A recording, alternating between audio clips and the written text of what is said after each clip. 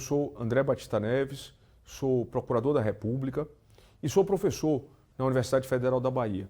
Estamos agora na nossa última aula do módulo 4, o módulo de golpes de Estado, e para a nossa aula de hoje, nossa aula de agora, nós vamos falar dos crimes contra o Estado Democrático de Direito. É o último tópico que é pedido pelo programa. Antes de começar, no entanto, de falar sobre os crimes contra o Estado Democrático de Direito, eu preciso explicar duas coisas. Uma primeira coisa é do porquê criminalizar esses atentados contra o Estado Democrático de Direito. A segunda coisa é com relação à competência. A competência para julgar, para apreciar esses crimes contra o Estado Democrático de Direito. Vamos lá para a primeira coisa, para o primeiro elemento. Por que punir criminalmente quem atenta contra o Estado Democrático de Direito? A essa altura, é esperado que os senhores e senhoras já tenham percebido a relevância da democracia e do Estado Democrático de Direito para a vida concreta de cada um de nós, para a vida concreta de cada um dos cidadãos que habita nesse território. A importância da democracia para a garantia de direitos fundamentais, a importância da democracia para a garantia dos direitos humanos e, mais ainda, a gravidade, o grau de lesão que é ocasionado quando se atenta contra o Estado Democrático de Direito. De tudo que a gente já viu até agora, nos módulos 1, 2, 3 e 4, fica evidente que esse bem jurídico, Estado Democrático de Direito, deve ser tutelado, deve ser protegido com a maior intensidade possível. Infrações contra o Estado Democrático de Direito são infrações contra algo que temos de mais elevado, a democracia. E, justamente por isso, o direito reage e deve reagir com a maior intensidade possível, criminalizando essas condutas, tornando crimes essas condutas que agridem o Estado Democrático de Direito. A segunda coisa que eu quero falar é sobre a competência. O artigo 109, 4 da Constituição da República diz que aos juízes federais compete processar e julgar os crimes políticos e as infrações penais praticadas em detrimento de bens, serviços ou interesse da União ou de suas entidades autárquicas ou empresas públicas, excluídas as contravenções e ressalvada a competência da Justiça Militar e Justiça Eleitoral. Mas o que são crimes políticos? Daqui, há duas questões a levantar. A primeira questão: a Constituição claramente, indubitavelmente, deixou aqui um comando de criminalização, uma ordem para que o legislador criminalize determinadas condutas que atentam contra o Estado Democrático de Direito. E a segunda coisa, aqui no artigo 109, 4, atribui-se o julgamento aos juízes federais, mas isso evidentemente não exclui a possibilidade de julgamento por outros tribunais, inclusive pelo Supremo Tribunal Federal, no limite, quando houver conexão com delitos que estão sob apuração do Supremo Tribunal Federal. Então, primeiro, aqui eu tenho uma autorização dada pela Constituição para punição específica desses crimes.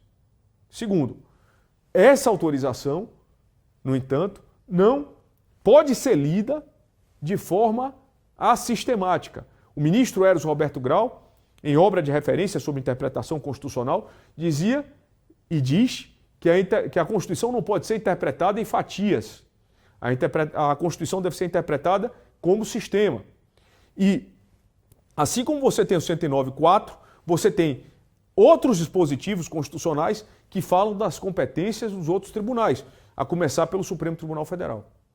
E, quando a infração for conexa com infração da competência do Supremo Tribunal Federal, aí o julgamento caberá ao Supremo Tribunal Federal. Mas o que são exatamente esses crimes políticos? Bom, aqui a gente tem que voltar para um tempo anterior à da Constituição.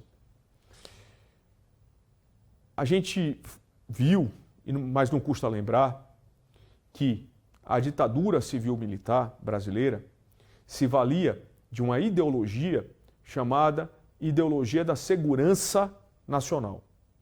Essa ideologia tratava os opositores como inimigos, opositores que deviam ser eliminados. A Lei de Segurança Nacional da ditadura militar, eu vou apagar isso aqui e reiniciar, a Lei de Segurança Nacional da ditadura militar, ela estabelecia a competência da Justiça Militar da União para o julgamento dos crimes contra a segurança nacional.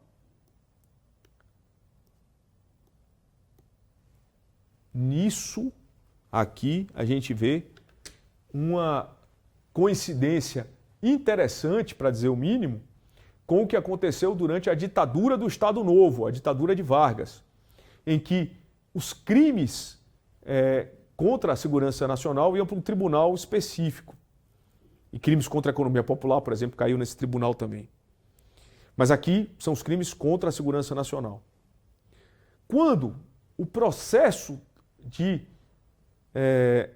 abertura lenta, gradual, começou a ser implantado, houve um consenso de que a antiga Lei de Segurança Nacional não mais deveria ser admitida. Ela nos coadunava com os novos tempos, com os tempos de abertura democrática. E, em 1983, foi editada a Lei número 7.170. Ela já foi fruto de um compromisso, de um pacto entre as forças que ainda apoiavam a ditadura militar e as forças que eventualmente se opunham e que queriam a redemocratização do país. Essa lei, a 7.170, acabou com a competência da Justiça Militar da União. A competência passou a ser da Justiça Federal. Essa lei, ela já foi feita com um outro pensamento, com outro espírito, mas ainda era imbuída, dizem os pesquisadores, com a ideologia da segurança nacional, que se expressava com a adoção de tipos penais extremamente abertos. Vou explicar. No direito penal, o ideal é que as condutas todas que são caracterizadas como crime sejam determinadas de forma estrita, de forma certa, de forma, vou repetir, estrita, não escrita só, estrita, de forma certa, de forma limitada, para que a punição recaia na pessoa que dolosamente cometeu o crime e não eventualmente seja ampliada ao sabor do julgador ou da julgadora A ou B. A ideia aqui é aplicar aquilo que a gente chama de aforisma de Feuerbach, que foi bem descrito pelo ministro Sernichiaro no livro dele de Direito Penal. A ideia aqui é fazer com que a tipicidade exerça uma função de garantia. Quando você tem um tipo penal muito aberto, um conjunto muito grande de condutas pode ser objeto de punição. E aí, a punição pode variar a depender do freguês. Pode variar a depender de quem aprecia ou contra quem o processo é movido. Isso não é bom para a democracia. A democracia precisa de um mínimo de segurança jurídica. E, mais recentemente, quando houve ameaça, ainda no governo anterior, a instauração de inquéritos policiais e de processos por crimes contra a segurança nacional, contra pessoas diversas, houve a propositura no Supremo Tribunal Federal de arguições de descumprimento de preceito fundamental. Essas aqui, cujo número estão postos. Antes da apreciação dessas ADPFs, o Congresso Nacional se antecipa e aprovou um projeto de lei que já se encontrava no Senado Federal e que originalmente tinha sido proposta pelo deputado Hélio Bicudo. Esse projeto de lei se converte na Lei 14.197 de 2001. Eu vou ler para vocês aqui rápido a ementa dessa lei, apenas para que vocês saibam do que se trata. Diz aqui: acrescenta o título 12 na parte especial do Código Penal relativos aos crimes contra o Estado Democrático de Direito e revoga a Lei 7.170 e dispositivos, que é a antiga Lei da Segurança Nacional, e dispositivos da Lei de Contravenções Penais.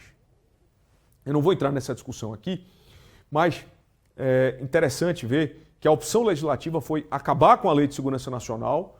Podia ser aprovada uma nova Lei de Segurança Nacional, mas se resolveu acabar com a Lei de Segurança Nacional e incorporar esses tipos ao Código Penal.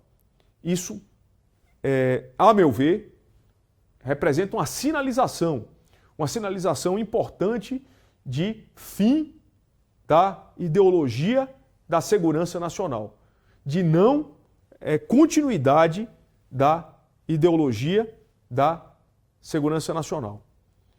Nós vamos passar a examinar essa lei, a Lei 14.197 de 2021, na parte que mais interessa a esse curso, mas antes de seguir, eu quero acentuar aqui para vocês uma coisa. Essa lei permite a punição de condutas comissivas e condutas omissivas, desde que dolosas. Vamos traduzir isso para o português? Condutas que envolvam ações, condutas que envolvam a ação concreta de alguém, desde que dolosas, desde que praticadas com a intenção livre e consciente de concretizar o tipo penal, podem ser punidas no termo dessa lei. Basta que se enquadrem no tipo penal que a gente vai ver. Condutas omissivas também podem se enquadrar. Quando a omissão é penalmente relevante? Quando há um dever de garantir. Quando a pessoa, pela sua própria posição, pelo seu cargo, pela sua situação, tem obrigação de impedir. E mesmo assim, dolosamente se omite. Nesse caso, há possibilidade de punição. A lei, e isso eu quero deixar claro desde o começo, ela não pune só quem age, pune também quem se omite. Quem se omite dolosamente pode cometer os crimes que são previstos nessa lei. Vamos seguir? Os crimes contra o Estado Democrático de Direito são divididos em alguns, não vários, grupos. Em alguns grupos. O primeiro grupo é dos crimes contra a soberania nacional. A ideia aqui é de prática de ato que, de alguma forma, põe em risco a soberania, a independência da República Federativa do Brasil. Eu não os trouxe no slide, porque me parece que não é o objetivo desse curso, mas não custa, pelo menos, ler as rubricas laterais, os nomes que são dados a esses tipos penais. Artigo 359-I, JK.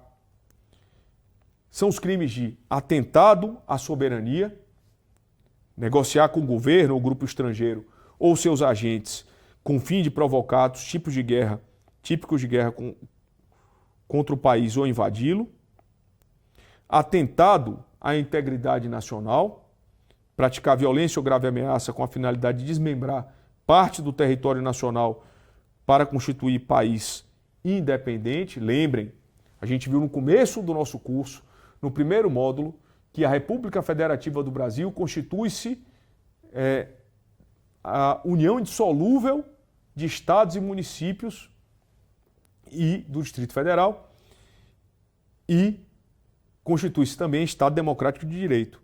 Então, praticar qualquer ato que tente desmembrar o território nacional é crime nos termos do artigo 359-J, se essa prática acontecer com violência ou grave ameaça. O 359-K é o crime de espionagem. Entregar ao governo estrangeiro, a seus agentes ou organização criminosa estrangeira, documento e informação classificados como secretos. Interessam aqui para esse curso, no entanto, mais os crimes contra as instituições democráticas. Crimes esses que são previstos no artigo 359-L e 359-M do Código Penal. O 359-L fala da abolição violenta do Estado Democrático de Direito. E o tipo se explica por si só. Ele já indica exatamente do que se trata. Tentar, a mera tentativa que, de novo, é objeto de punição, com emprego de violência ou grave ameaça, violência pode ser violência contra a pessoa ou coisa, grave ameaça, abolir o Estado Democrático de Direito, impedindo ou restringindo o exercício dos poderes constitucionais. A pena é de reclusão de 4 a 8 anos, além da pena correspondente à violência. Senhores e senhoras, é desnecessário falar da gravidade desse tipo penal. A pena fala por si só, 4 a 8 anos. Já indica quão grave essa conduta é. Aqui há o emprego de violência ou grave ameaça para tentar abolir o Estado Democrático de Direito, impedindo ou restringindo o exercício dos poderes constitucionais. Impedir é obstaculizar, é tornar impossível o exercício. Como acontece, por exemplo, quando se destrói a sede em que esse poder constituído trabalha, em que esse poder se exerce. E restringir é, de alguma forma, limitar a atuação desse poder constitucional. Mas o outro tipo penal também merece nossa atenção. O artigo 359-M fala do crime de golpe de Estado, de que já falamos no começo desse módulo 4. Não custa lembrar. Tentar depor, mediante violência ou grave ameaça, o governo legitimamente constituído. Aqui, eu volto a dizer, a definição não é da ciência política, a definição aqui é feita pelo direito penal, é uma definição mais restrita até do que aquela que se vale à ciência política, e a punição vai de reclusão de 4 a 12 anos. A gravidade aqui, disse o legislador, disse quem fez a norma, é ainda maior, sem prejuízo da pena que corresponde à violência. O crime de golpe de Estado ele atenta contra o Estado democrático de direito, porque ele, ainda que não haja deposição efetiva, ele perturba a... Dá para retomar? Eu falei uma palavra errada aqui. Pode continuar. O crime de golpe de Estado, ele, ainda que não tenha sido concretizado, ainda que não tenha havido a deposição de um governo legitimamente constituído, ele, evidentemente, é grave, porque ele mina as bases, ou tenta minar as bases, do Estado Democrático de Direito. Ele transmite para a comunidade internacional um sinal negativo com relação à imagem do Brasil e, mais ainda, pode transmitir para simpatizantes daquela corrente ideológica ou política de dentro do país a impressão de que aquele tipo de conduta é tolerada. É por isso que ele é punido severamente. Para quem estuda direito penal, o artigo 59 do Código Penal fala das duas funções da pena: a prevenção especial e a prevenção geral. A prevenção especial dirige-se à pessoa do delinquente. É punido alguém para que não mais cometa delitos. A prevenção especial dirige-se a toda a comunidade, a toda a sociedade. Eu dou um sinal para toda a população de que é necessário punir quem se envolve nesse tipo de prática para que isso não ocorra mais. Compreendem? Vamos seguir. Para além desses tipos penais que examinamos, nós temos também crimes contra o funcionamento das instituições democráticas no processo eleitoral. E aqui eu tenho que parar um pouco e contar para vocês o seguinte: o Código Eleitoral em si mesmo já contém tipos penais. Qualquer atentado contra a urna, por exemplo, acaba, a princípio, caindo em crime, na condição, ou recaindo como... Desculpe.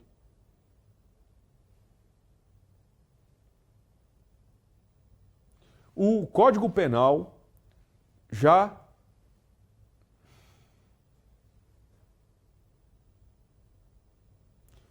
O Código Eleitoral já pune crimes eleitorais. Uma falsidade para fins eleitorais, por exemplo, é punida nos termos do Código Eleitoral. Há, inclusive, leis eleitorais esparsas que também prevêem crimes. Então, qual o sentido desse artigo 359, inciso 9?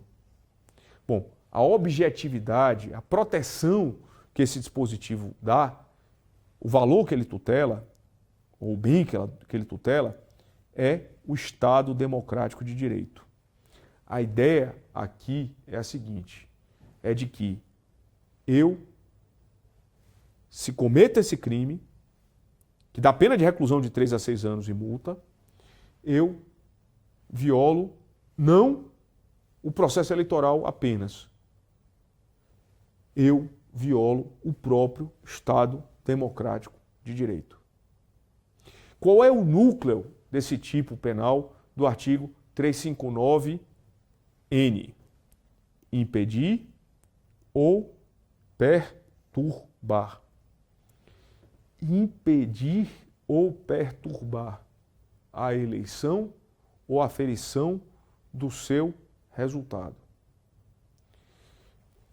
Impedir é obstaculizar, é fazer com que não ocorra. Perturbar é atrapalhar, tornar mais difícil a eleição ou a apuração, mediante violação indevida de mecanismos de segurança do sistema eletrônico de votação estabelecido pela Justiça Eleitoral. Vejam como tudo que a gente já falou aqui no decorrer desse curso se conecta com esse módulo final. Quando se falou lá atrás das condições mínimas para a existência de uma democracia, se falou da necessidade de preservar o voto livre, direto, secreto e periódico, como nossa própria Constituição diz.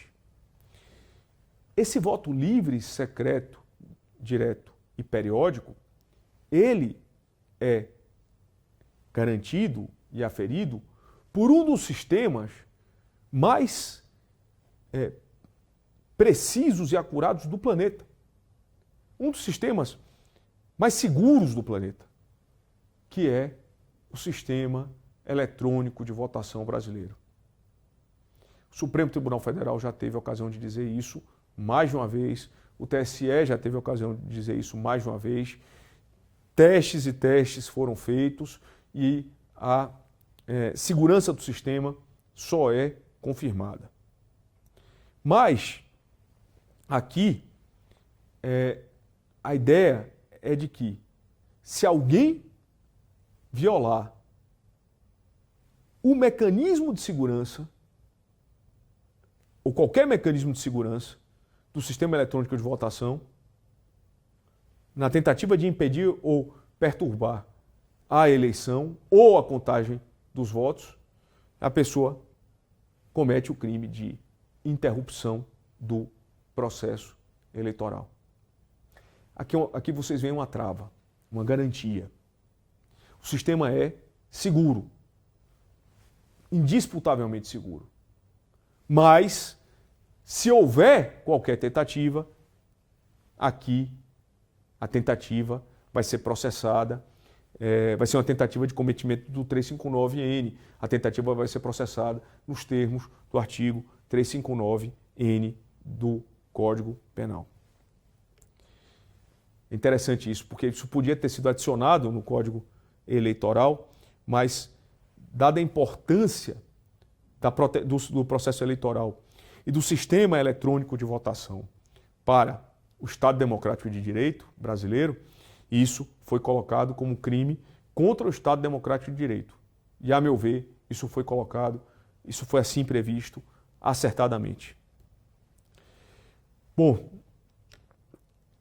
o último grupo que nós temos que examinar de crimes contra o Estado Democrático de Direito é o grupo dos crimes contra o funcionamento dos serviços essenciais.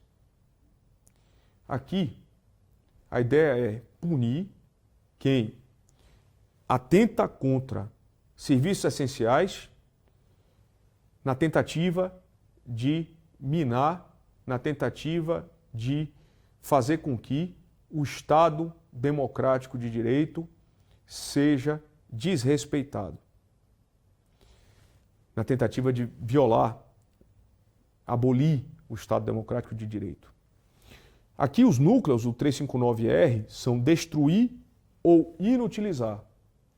Destruir, autoexplicativo, é eliminar completamente. Inutilizar é deixar inútil, ou seja, você pode até manter a existência desses meios, mas eles não vão mais funcionar. Destruir ou inutilizar o quê? Meios de comunicação ao público, estabelecimentos, instalações ou serviços destinados à defesa nacional. Meios de comunicação ao público, estabelecimentos, instalações ou serviços destinados à defesa nacional, com o fim de abolir o Estado Democrático de Direito.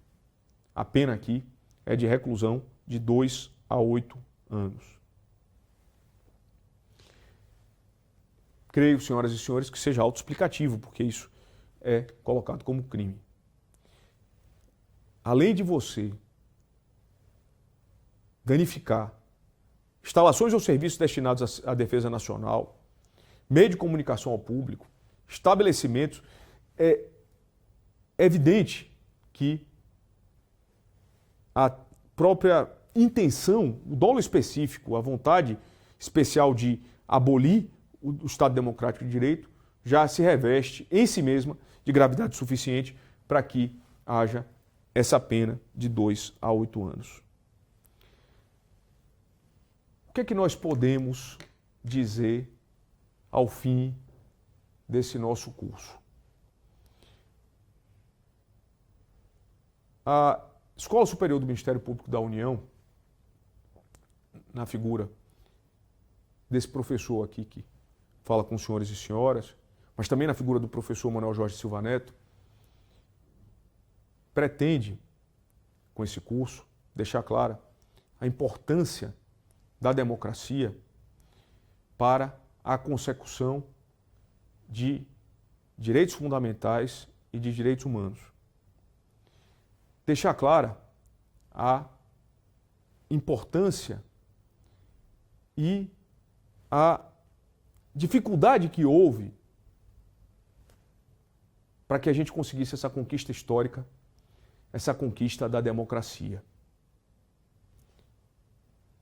Deixar claro que atos antidemocráticos são graves e devem ser severamente punidos. Deixar claro que o que aconteceu no passado, o golpe de Estado que levou à ditadura civil-militar, deve ser algo lembrado, estudado, mas não louvado. Especialmente porque nós sabemos dos resultados, das consequências e sabemos o que aconteceu com tantas e tantas pessoas que foram vítimas, sistematicamente vítimas desse regime. Sabemos e esperamos que os senhores e senhoras saibam também, sabemos que isso jamais pode voltar a acontecer. A ditadura não pode voltar a acontecer, golpes de Estado não podem voltar a acontecer e atos antidemocráticos não podem voltar a acontecer. É com essa esperança, a esperança de que os senhores e senhoras tenham compreendido a gravidade dos atos e, ao mesmo tempo, compreendido a necessidade de estudo aprofundado desses temas para não mais incorrer em práticas similares, que nós encerramos o presente curso. Muito obrigado pela atenção dos senhores e senhoras.